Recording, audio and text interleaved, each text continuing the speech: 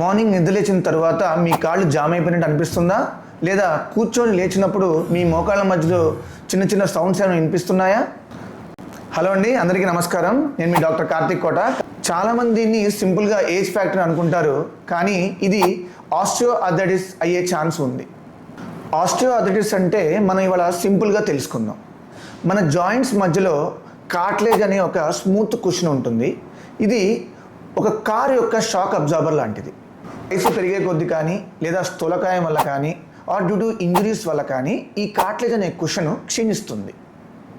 అప్పుడు మోకాలి ఎముకలు ఒకదాని ఒకటి రాసుకుంటాయి. దీన్నే మనం బోన్ ఆన్ బోన్ ఫ్రిక్షన్ అంటాం.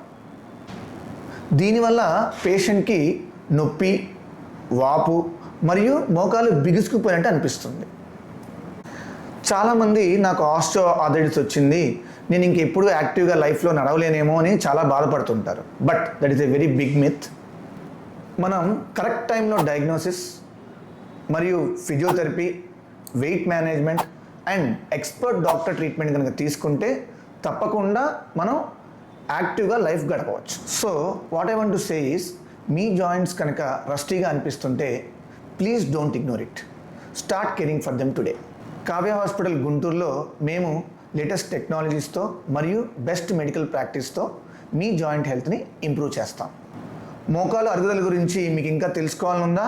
అయితే join the movement for healthy joints. నేను మీ doctor Karthik Kota, Kavya hospitals Guntur. Stay active and stay healthy. Please follow us for more tips and videos about osteoarthritis.